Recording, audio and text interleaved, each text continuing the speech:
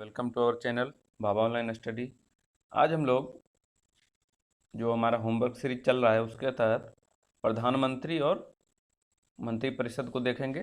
ठीक है, पहले उसके बारे में हम लोग जान लेते हैं, उसका विश्लेषण कर लेते हैं, फिर जो है उससे संबंधित 20 प्रश्न हम लोग 20 से या 25 प्रश्न देख लेंगे। ठीक है, चलिए प्रारंभ किया जाए। प्रधानमंत्री से शुरुआत करते हैं।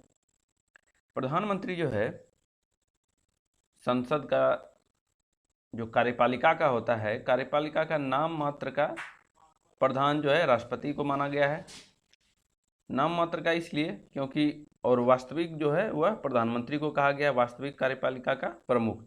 क्योंकि मंत्रिपरिषद जो होता है, मंत्रिपरिषद वास्तविक शक्ति जो है टोटल वह मंत्रिपरिषद के पास होती है, और मंत्रिपरिषद का जो है प्रधान जो है प्रधानमंत्री होता है। तो वास्तविक रूप से उसको कह सकते हैं कि प्रधानमंत्री को, और नाम मात्र का या ऐसे पूछे कि कार्यपालिका का प्रधान कौन होता है तो राष्ट्रपति होता है, लेकिन अगर पूछे कि वास्तविक प्रधान कौन होता है तो प्रधानमंत्री हो जाएगा। देखिए अनुच्छेद 74, इसका जो महत्वपूर्ण टॉपिक है उसको ही हमने पॉइंट किया है, बाकी उसका विश्लेषण कर देते हैं, आपको समझ भी आ जाएगा, समय भी कम लगेगा। तो अनुच्छेद 74 उसमें क्या है कि एक मंत्रिपरिषद होगा। ठीक है, मंत्रिपरिषद के बारे में चर्चा की गई अनुच्छेद 74 में। उसके बाद आपका अनुच्छेद 75 है जिसमें कि मंत्रिपरिषद और ये उसकी संरचना से संबंधित है, और 75 जो है मंत्रिपरिषद और प्रधानमंत्री की नियुक्ति जो है राष्ट्रपति के द्वारा की जाएगी। मंत्रिपरिषद की नियुक्ति प्रधानमंत्री के सलाह पर की जाएगी। ठीक है, तो नियुक्ति राष्ट्रपति के द्वारा होगा। फिर आगे है लोकसभा के बहुमत दल का नेता। इसमें प्रधानमंत्री के बारे में कहा गया है। प्रधानमंत्री कौन होगा? प्रधानमंत्री वही होगा जो लोकसभा के बहुमत दल का नेता होगा। लोकसभा के बहुमत दल का मतलब कि लोकसभा में जितने सदस्य हैं उसका कम से कम ये हुआ 50% + 1। ठीक है, तो 50% + 1 सदस्य होने चाहिए। अगर 552 है तो इसको 2 से डिवाइड करेंगे, 276 + 1, कम से कम इतना होना चाहिए। ठीक है, तो अभी तो वर्तमान में जो है 552 तो सदस्य है नहीं, चाहे जितना के लिए भी चुनाव हो उसके हिसाब से 50% + 1 को रखा जाएगा। ठीक है ये हुआ आपका बहुमत दल का नेता। लेकिन कि आपका प्रधानमंत्री जो है वह लोकसभा का सदस्य हो सकता है, नहीं भी हो सकता है। वह जो है किसी भी सदन का सदस्य हो सकता है, चाहे वो मतलब किसी भी सदन का मतलब राज्यसभा से है, लोकसभा नहीं तो राज्यसभा, 2 ही सदन है। तो या तो लोकसभा का सदस्य होगा चाहे राज्यसभा का सदस्य होगा, लेकिन बहुमत दल का नेता होगा लोकसभा में, मतलब उसको लोकसभा में बहुमत प्राप्त होना ही चाहिए। सदस्य वह किसी का भी हो सकता है, लेकिन बहुमत उसको लोकसभा में प्राप्त होना चाहिए। ठीक है, चलिए आगे देखते हैं। अब है योग्यता। ठीक है, तो योग्यता क्या होनी चाहिए प्रधानमंत्री की? अलग वह जो है लोकसभा का सदस्य है तो वह 25 वर्ष का कम से कम होना चाहिए, और अधिकतम के लिए कोई इसकी चर्चा नहीं है, अधिकतम आयु की कोई चर्चा नहीं है, और अधिकतम बार कितनी बार बन सकता है इसकी भी चर्चा नहीं। मतलब यह फ्री है कि अधिक से अधिक कितना भी आयु हो और कितनी बार भी बने, उसके लिए चर्चा नहीं है। फिर है राज्यसभा का अगर सदस्य है तो कम से कम उसके सदस्य के हिसाब से उसका आयु जो है 30 वर्ष है, तो उसके हिसाब से 30 वर्ष होना चाहिए। ठीक है, फिर है शपथ। फिर शपथ जो है प्रधानमंत्री को शपथ मंत्रिपरिषद और प्रधानमंत्री दोनों को, मंत्रिपरिषद दोनों को लेकर के चल रहे हैं, तो यहाँ पर मंत्रिपरिषद और प्रधानमंत्री दोनों को जो है राष्ट्रपति के द्वारा शपथ दिलाया जाएगा। ठीक है, और योग्यता में अगर बाकी चीज़ भी और अगर देखें तो वह तो सामान्य है कि लाभ का पद का नहीं होना चाहिए, और पागल दिवालिया नहीं, ये कॉमन चीज़ें हैं जो कि हर एक चीज़ में लागू होता है, वो चीज़ को हमने यहाँ पर नोटिस नहीं किया है। ठीक है, तो और एक चीज़ और है कि अगर वह प्रधानमंत्री बन सकता है, दोनों में से किसी सदन का सदस्य नहीं भी रहेगा तो वह प्रधानमंत्री बन सकता है, लेकिन 6 माह के अंदर उसको दोनों में से किसी एक सदन की सदस्यता लेनी होगी। ठीक है, फिर एक कार्यकाल। कार्यकाल 5 वर्ष का तय किया गया है, लोकसभा के जैसे कार्यकाल होते हैं उसके हिसाब से।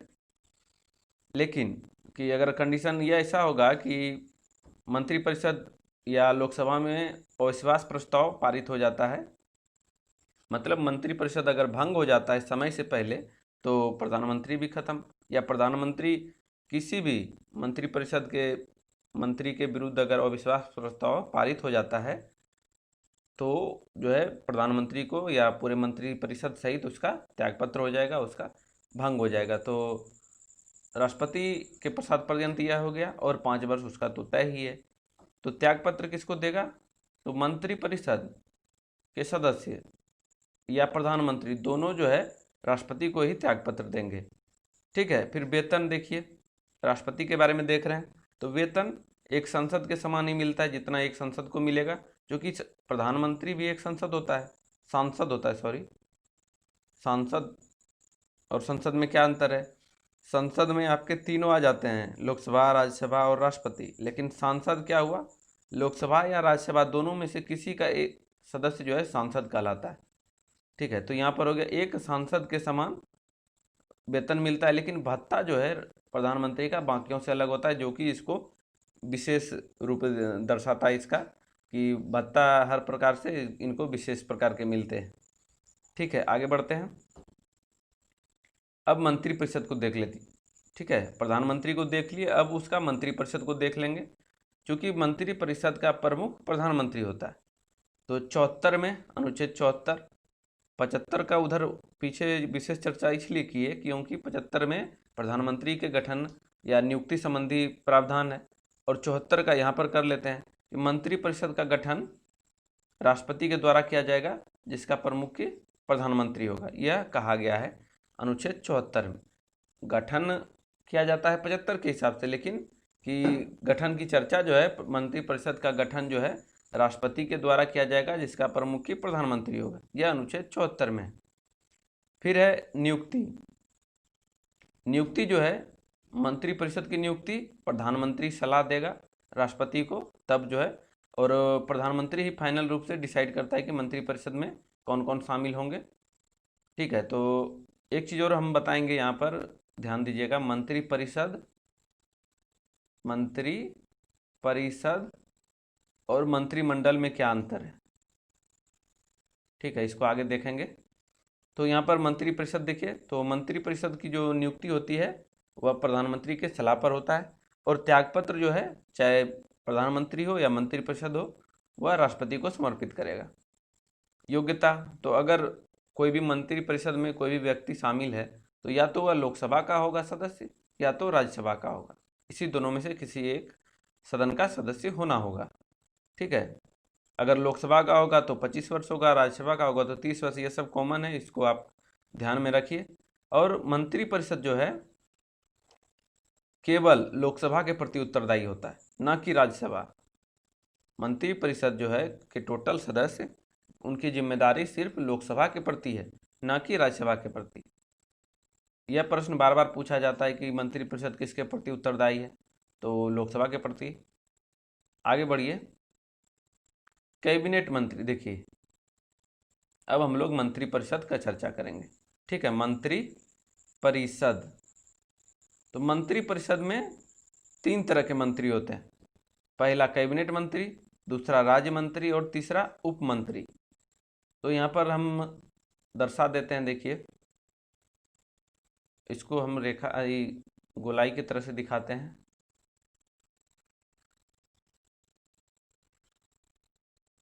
ठीक है, तो इसमें क्या हो गया, ये आपका हो गया सबसे बड़ा पीएम, उसके अंदर आपका हो जाएगा कौन, कैबिनेट मिनिस्टर। ठीक है, उसके अंदर क्या हो जाएगा आपका, राज्य मंत्री। ठीक है, इसके अंदर एक और बनेगा जो कि आपका उप मंत्री होगा। इसको क्लियर से कर लीजिए, इसको ध्यान में रखिए। ठीक है, हम बाकी समझा दे रहे हैं। कैबिनेट मंत्री, प्रधानमंत्री के बाद सबसे प्रमुख प्रधानमंत्री होता है, उसके बाद का स्थान जो है कैबिनेट मंत्री को दिया जाता है, जो कि पार्टिकुलर रूप से किसी भी केंद्र स्तर पर जो है एक मंत्रालय या जो भी मंत्रालय उनको दिया जाता है, उनका वो कार्यभार अपने आप सुपुर्द करते हैं और उसके कार्य को देखते हैं, जिसमें कि आपका जैसे कि रक्षा हो गया, वित्त हो गया, गृह मंत्री हो गया, ये सब कैबिनेट के अंतर्गत आते हैं। ठीक है, अब देखिए प्रधानमंत्री के अंदर कैबिनेट, अब कैबिनेट के अंदर राज्य मंत्री, मतलब बड़े से छोटा रूप को हम लोग दिखा रहे हैं। सबसे बड़ा हो गया आपका यहाँ पर देखिए पीएम, फिर कैबिनेट मिनिस्टर, फिर आपका हो गया राज्य मंत्री, फिर आपका हो गया उप मंत्री। ठीक है, तो पीएम हो गया, फिर कैबिनेट मिनिस्टर हो गया, अब राज्य मंत्री। राज्य मंत्री जो है यह स्वतंत्र प्रभार के होते हैं। किसी भी मंत्रालय का जो स्वतंत्र प्रभार होता है वह राज्य मंत्री को दिया जाता है, जो कि कैबिनेट मंत्री जैसे कि रेलवे के होते हैं, रेल राज्य मंत्री होते हैं, तो रेलवे का एक कैबिनेट मिनिस्टर होगा और उसके सहायक मतलब उसके सपोर्ट के लिए रेल राज्य मंत्री को स्वतंत्र प्रभार के रूप से नियुक्त किया जाएगा। ठीक है, अब देखिए राज्य मंत्री हो गया, अब उप मंत्री तीसरा देखते हैं। मंत्री परिषद के 3 भाग, इसको बार बार दोहरा रहे हैं, देखिए कैबिनेट मिनिस्टर, राज्य मंत्री और उप मंत्री। तो उप मंत्री जो होता है बाकी के प्रशासनिक कार्य देखते हैं नीचे स्तर के, और यह जो है कैबिनेट के और राज्य मंत्री दोनों के सहायक होते हैं। ठीक है, अब देखिए मंत्रिमंडल के बारे में हम लोग पढ़ रहे थे, मंत्रिमंडल भी देख लेते हैं। ये आपका मंत्री परिषद हो गया, परिषद में सब आ गए, लेकिन मंत्रिमंडल में सिर्फ 2 आते हैं। कौन कौन आएंगे? सबसे बड़ा पीएम और उसके अंदर आ जाएगा आपका कैबिनेट मिनिस्टर, सिर्फ 2। ये सिर्फ 2 मंत्रिमंडल कहलाते हैं, मतलब केंद्र स्तर के केंद्रीय मंत्री और प्रधानमंत्री, ये आपका मंत्रिमंडल में शामिल हो गया। यह बहुत ही इंपॉर्टेंट पॉइंट है, इसको याद रखिए, क्योंकि बहुत लोगों को ऐसी जानकारी होती नहीं है। तो मंत्रिमंडल इधर क्लियर हो गया और इधर मंत्री परिषद। अब देखिए मंत्री कितना होना चाहिए, इसके बारे में चर्चा है। तो मंत्री परिषद में जो भी मंत्री शामिल किए जाएंगे, तो उसमें लोकसभा का जो टोटल सदस्य संख्या है, लोकसभा के टोटल सदस्य संख्या का अधिकतम 15% हो सकता है। मतलब ज़्यादा से ज़्यादा लोकसभा सदस्य जितना आता है उसका 15%, ये अधिकतम हो गया, बाकी इससे कम ही रहता है, लेकिन अधिकतम 15%, जो कि आपका 91वें संविधान संशोधन 2003 में इसको तय किया गया है। मतलब अगर आपसे प्रश्न पूछा जाए कि मंत्रियों की तय संख्या या नियत कब की गई, तो ये 91वें संविधान संशोधन 2003 के द्वारा मंत्रियों की संख्या को नियत किया गया। फिर अब देखिए कार्य क्या है, कार्य मंत्री परिषद का कार्य क्या है। तो मंत्री परिषद राष्ट्रपति को किसी भी बात पर मंत्री परिषद से सलाह ले सकता है, चाहे बजट में उसको बजट पेश करना मंत्री परिषद में, चाहे जैसे आपका क्या बोलते हैं गृह मंत्री, वित्त मंत्री, ये सब जो पार्टिकुलर कार्य हैं ये मंत्री परिषद के अंतर्गत आते हैं, जिसमें कि बजट, नीति, रक्षा संबंधी जो भी कार्य होंगे या विदेश मामले के कार्य होंगे, वो आपका मंत्री परिषद के अंतर्गत जो भी मंत्रालय के पार्टिकुलर लोग हैं उनका कार्य है। फिर है क्या कि किसी भी मंत्री परिषद के विरुद्ध अविश्वास प्रस्ताव अगर पारित हो जाता है तो पूरे मंत्री परिषद का त्यागपत्र हो जाएगा।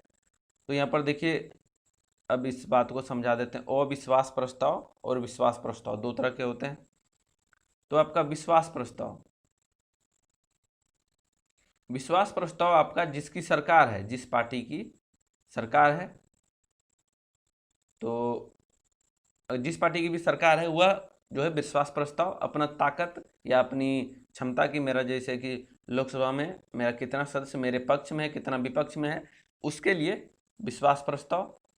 जबकि अविश्वास प्रस्ताव जो है आपका यह विपक्ष के द्वारा लाया जाता है। ठीक है, तो विपक्ष के द्वारा अविश्वास प्रस्ताव कब लाया जाएगा? जैसे कि विपक्ष के लोग लोकसभा अध्यक्ष को प्रस्ताव देंगे कि मतलब कि आपके जो सरकार चल रहा है उसको बहुमत सिद्ध नहीं है, तो उसके लिए प्रस्ताव देने के लिए कम से कम विपक्ष को या जो भी विरुद्ध में है तो उसको कम से कम 50 सदस्यों का हस्ताक्षर उस प्रस्ताव पर होना आवश्यक है। तब जो है लोकसभा अध्यक्ष उस पर कार्रवाई करेगा, और जिसकी सरकार है जिस पार्टी की, उसको लोकसभा अध्यक्ष निर्देशित करेगा कि आप अपना बहुमत जो है लोकसभा में साबित करिए। ठीक है, कि आप अपने बहुमत में हैं कि नहीं उसको साबित करना होता है विपक्ष के द्वारा अविश्वास प्रस्ताव पारित होने के बाद।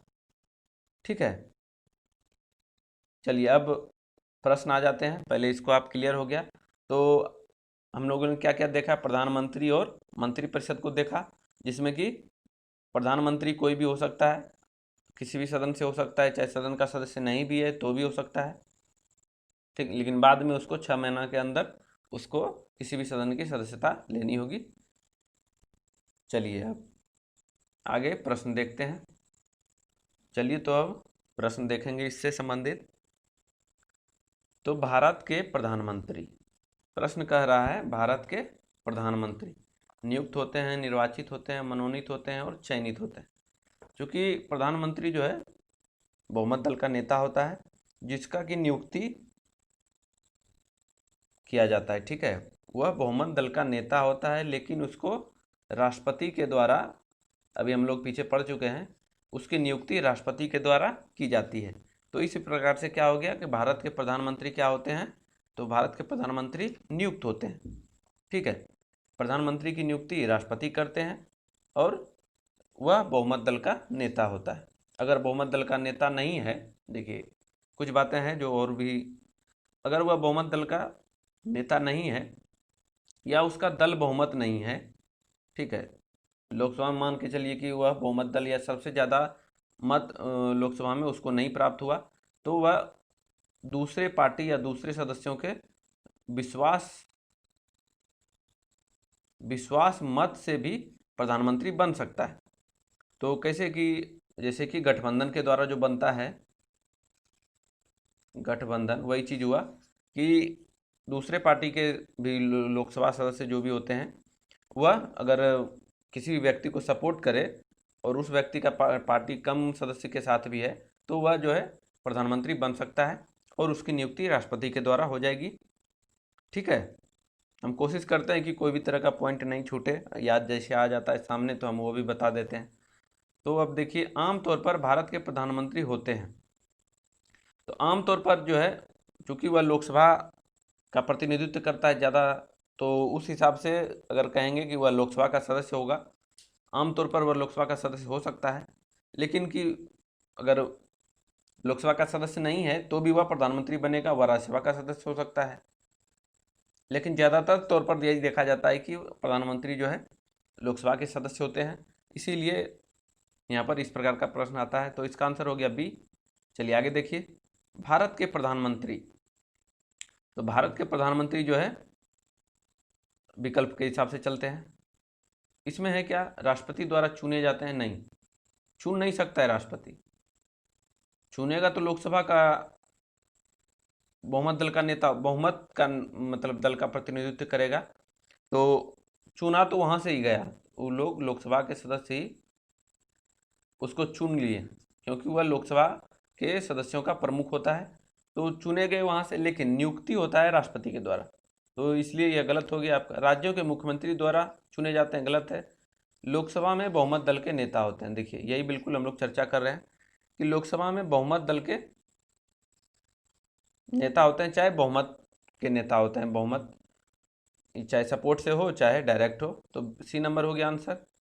आगे देखिए, भारत के प्रधानमंत्री का पद, तो भारत के प्रधानमंत्री का पद यह आपका हो गया 75 के हिसाब से, मंत्रिपरिषद और प्रधानमंत्री की नियुक्ति होगी, तो इस हिसाब से संविधान द्वारा सृजित है। जो भी चीज़ अनुच्छेद आपके अनुच्छेद में पढ़ने को मिलेगा, बाकी चीज़ में जो कि आप संविधान से संबंधित है, तो उसको हम लोग संविधान द्वारा सृजित कहेंगे क्योंकि उसको अलग से नहीं किया गया है। लोकसभा का विश्वास मत प्राप्त किए बिना ही प्रधानमंत्री पद पर कार्य करने वाले प्रथम व्यक्ति, तो देखिए इसमें जो चौधरी चरण सिंह विकल्प ए में दिया है, वह जो है लोकसभा के में जब विश्वास मत प्राप्त करने की पारी आई, वह जो है बहुमत क्या बोलते हैं, गठबंधन करके सरकार बनाए थे उन्होंने, जो कि कांग्रेस और सीपीआई दोनों मिल करके बनाई थी। तो जब इसमें विश्वास मत प्राप्त करने की नौबत आई, तो उसमें डेट देख लीजिए, इसमें ज़्यादा याद रहेगा, 28 जुलाई 1979, को वो प्रधानमंत्री बने और उनको जो है लोकसभा अध्यक्ष द्वारा 20 अगस्त तक उनको जो है लोकसभा में विश्वास मत प्राप्त करने का उनको तारीख मिला। लेकिन 19 अगस्त को ही कांग्रेस के जो इंदिरा गांधी थे उस समय, तो इंदिरा गांधी पलट गई अपने बात से कि हाँ हम आपको सपोर्ट नहीं करते हैं। तो इसके कारण से लोकसभा मंत्रिपरिषद सारे भंग हो गए। 22 तारीख को इसको भंग कर दिया गया। तो विश्वास मत जो है वो प्राप्त नहीं कर पाए, इसलिए इसके बारे में ऐसा प्रश्न है। तो इसका आंसर ए हो जाएगा। अगला देखिए, वह प्रथम प्रधानमंत्री कौन थे जिन्होंने संसद सत्र में उपस्थित हुए बिना ही त्यागपत्र दे दिया। ठीक है, तो यह पिछले प्रश्न से ही संबंधित है कि जब संसद में विश्वास मत की पारी आई तो ऐसा करना है, तो उस समय उससे पहले ही उनके सपोर्टर पीछे हट गए, तो उनके जो है लोकसभा में जाने की नौबत ही नहीं आई, संसद सत्र में वो भाग ही नहीं ले पाए। तो यह इसका चौधरी चरण सिंह हो गया। हम लोगों ने ऐसे भी याद करके इसको रखा था शुरुआत में कि जब इसके बारे में कोई डिटेल मालूम नहीं था तो हम लोगों ने रखा था कि चौधरी चरण सिंह ने संसद में चरण नहीं रखा था, ऐसे करके। तो आप इसको नाम को भूल नहीं सकते, इस तरह से भी याद रखिए। अगला है, प्रथम गैर कांग्रेसी प्रधानमंत्री बने। मतलब पहली बार जो है शुरू से तो जब स्वतंत्रता मिली तो उस समय से ही कांग्रेस की सरकार बनती आ रही थी। तो पहली बार जो है गैर कांग्रेसी मतलब कांग्रेस को से छोड़ करके अलग अलग पार्टी के द्वारा जो है प्रधानमंत्री बना, तो वो मोरारजी देसाई। इसका ऑप्शन डी हो जाएगा।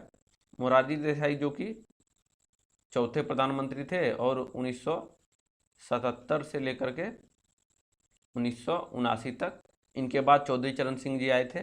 तो मोरारजी देसाई जो है पहले गैर कांग्रेसी सरकार जिसमें कि जनता पार्टी के द्वारा जो है प्रधानमंत्री बनाए गए थे। और इन व्यक्ति का जो मोरारजी देसाई हैं, इनके बारे में एक प्रश्न और प्रचलित है, इसको जरूर याद रखिए कि वह एकमात्र व्यक्ति जिनको भारत और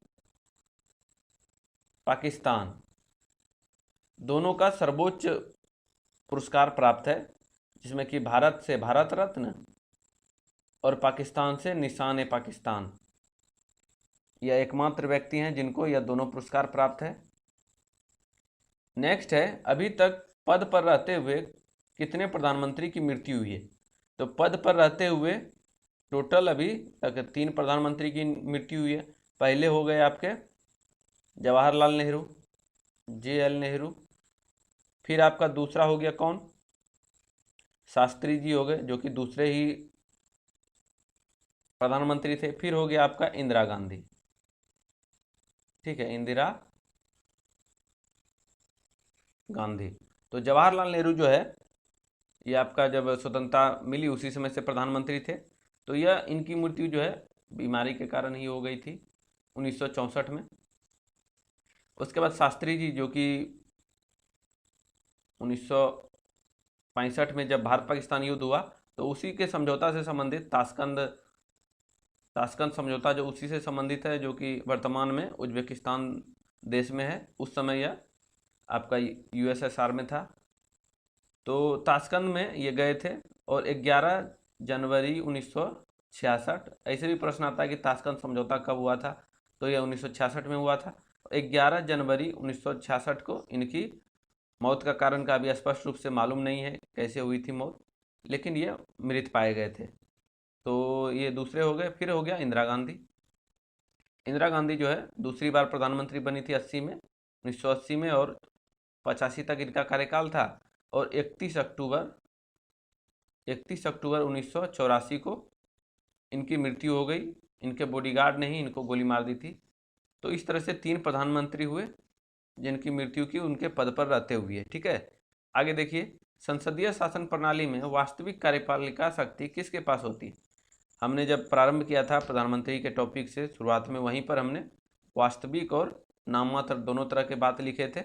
तो वास्तविक कार्यपालिका शक्ति जो है आपके प्रधानमंत्री के पास होती है, क्योंकि मंत्रिपरिषद के पास शक्ति जो होती है और उसका प्रमुख प्रधानमंत्री होता है। आगे है, संसदीय शासन प्रणाली सर्वप्रथम किस देश में विकसित हुई। तो संसदीय शासन प्रणाली आपका यह सर्वप्रथम ब्रिटेन में विकसित हुई और वहीं से हमारे देश ने कॉपी किया है, वहीं से लिया है। और आपका एक दूसरा है अध्यक्षात्मक, इसका जो है उद्भव जो है आपका यूएसए में हुआ। ठीक है, तो दोनों तरह के आप याद रखिए, संसदीय ब्रिटेन, अध्यक्षात्मक हो गया आपका। उसमें अध्यक्षात्मक में क्या, राष्ट्रपति के पास ही सब कुछ होता है और राष्ट्रपति पावरफुल होते हैं, वही जो है अपने मंत्री और अपने सबका गठन जो है खुद राष्ट्रपति ही करते हैं। तो इस तरह से अध्यक्षात्मक और संसदीय दोनों देख लिए। आगे देखिए, यथार्थ में कार्यपालिका की समस्त सत्ता निम्नलिखित में से किसमें निहित होती है? तो वास्तविकता मतलब, यथार्थ मतलब वास्तविक में कार्यपालिका की समस्त सत्ता निम्नलिखित में से किसमें निहित होती है? ठीक है, तो वास्तविक रूप से तो मंत्रिपरिषद में, टोटल शक्ति जो है मंत्रिपरिषद में निहित होती है। इसका हो गया ये, चूंकि कार्यपालिका का प्रमुख वास्तविक रूप से इसलिए हम प्रधानमंत्री को कहते हैं क्योंकि मंत्रिपरिषद का प्रमुख कौन होता है? प्रधानमंत्री। तो यहाँ पर पूछ रहा है कि समस्त सत्ता किसमें निहित होती है, तो उसमें हो जाएगा मंत्रिपरिषद। लेकिन अगर पूछेगा कि वास्तविकता में कार्यपालिका का प्रमुख कौन होता है, तो वहां पर हो जाएगा प्रधानमंत्री। ठीक है, आगे देखिए, और पिछले क्वेश्चन में देखिए यहाँ पर मंत्रिमंडल इसलिए नहीं होगा क्योंकि मंत्रिपरिषद में सभी आ जाते हैं, सभी तरह के मंत्री, तीनों तरह के, लेकिन मंत्रिमंडल में सिर्फ पीएम और कैबिनेट आते हैं, इसीलिए ये नहीं होगा। नेक्स्ट है, मंत्रिपरिषद के सदस्यों को पद और गोपनीयता की शपथ कौन दिलाता है? तो मंत्रिपरिषद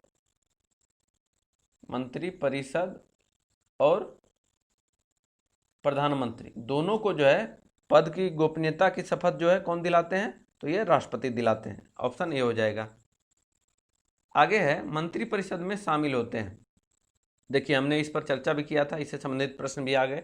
तो मंत्रिपरिषद में शामिल कौन कौन होता है आपका? इसमें देख लीजिए, पहले प्रश्न के हिसाब से चलते हैं। राष्ट्रपति, यहीं से गलत हो गया, फिर राष्ट्रपति है, फिर गलत हो गया, उपराष्ट्रपति, ये भी गलत हो गया।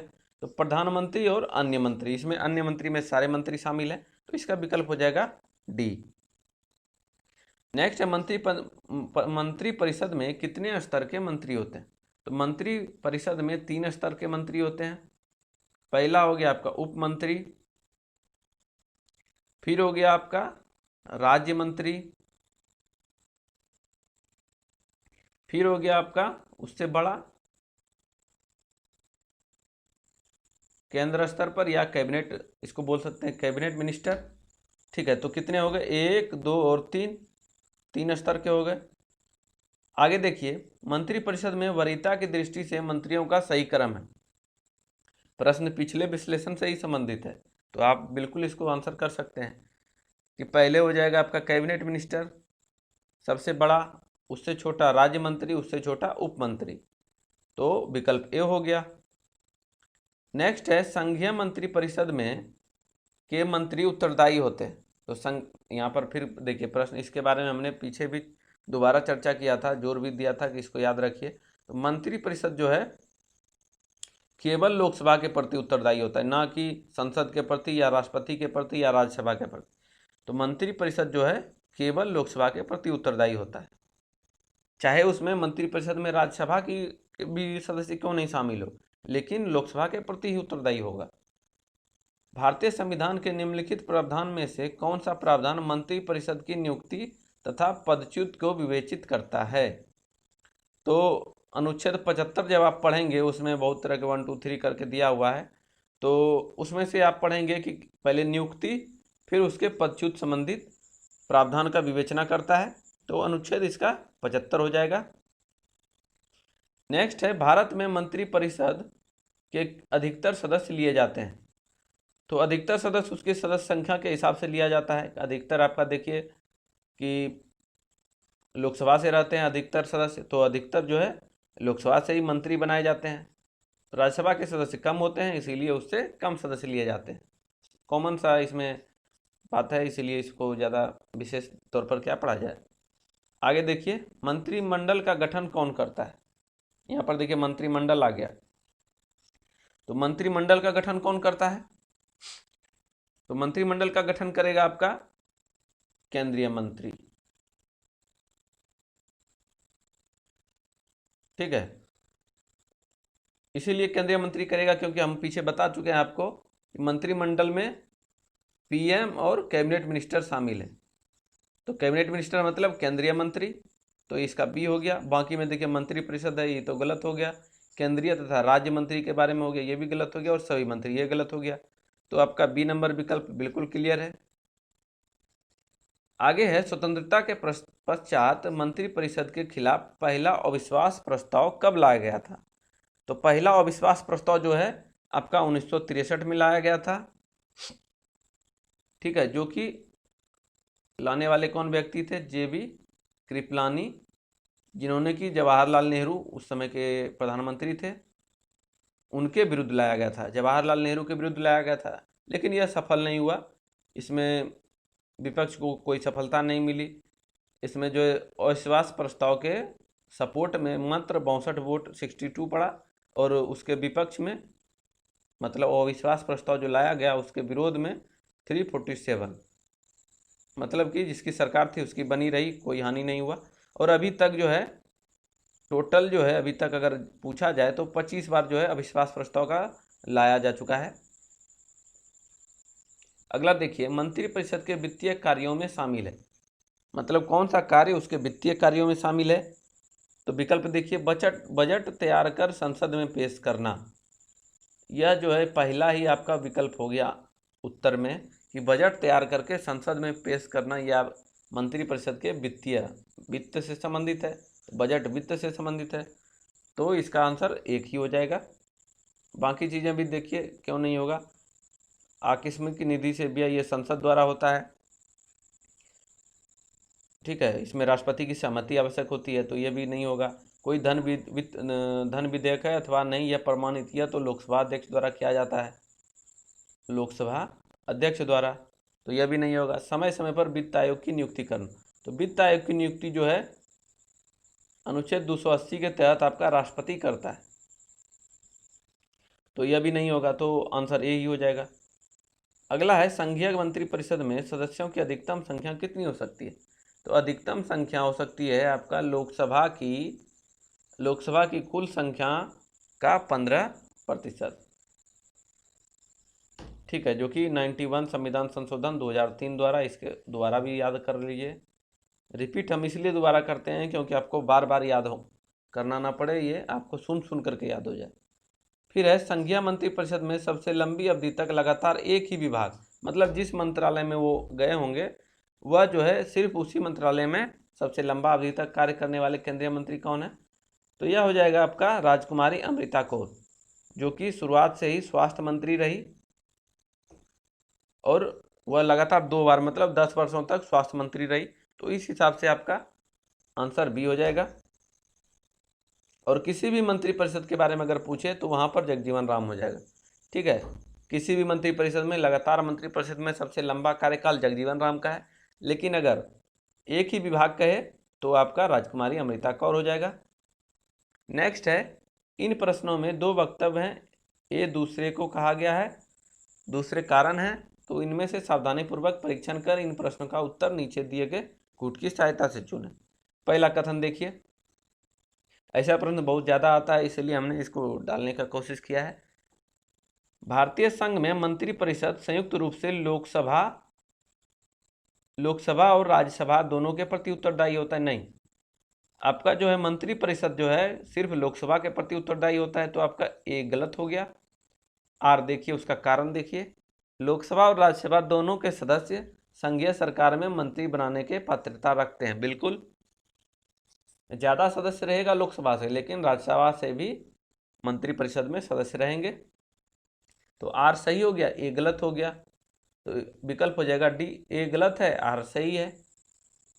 नेक्स्ट है और अंतिम प्रश्न है दोस्तों, आपको कैसा लगता है हमारा द्वारा जो मेहनत किया जाता है आपके सपोर्ट के लिए, आपके नॉलेज बढ़ाने के लिए हम जो चला रहे हैं, इसमें कैसा लगता है? आप कमेंट में ज़रूर कमेंट करें, ताकि हमको और ऊर्जा मिले, हम लोग और अच्छे से अच्छे तरह से आपके लिए जो भी मटेरियल हो उसको सामने लाएं आपको। तो इसमें देखिए प्रश्न है, निम्नलिखित में से कौन सा एक प्रस्ताव भारत में मंत्रिपरिषद रख सकती है? तो मंत्रिपरिषद रखेगी, इसका मतलब है कि जिसकी सरकार है वही रखेगा मंत्रिपरिषद में। तो जो जिसकी सरकार रहेगी वह कौन सा प्रस्ताव रखता है, वह जो है विश्वास प्रस्ताव रखता है, क्योंकि यह उसकी शक्ति या उसके बहुमत मत को दिखाने के लिए होता है। तो वह विश्वास प्रस्ताव जो है वह जो भी सरकार चल रही है उसके द्वारा रखा जाएगा, और अविश्वास प्रस्ताव जो है यह विपक्ष के द्वारा रखा जाता है। ठीक है, तो धन्यवाद दोस्तों आपको वीडियो देखने के लिए। उम्मीद है आपको बहुत अच्छी जानकारी मिली होगी। मिलते हैं अगले एपिसोड में।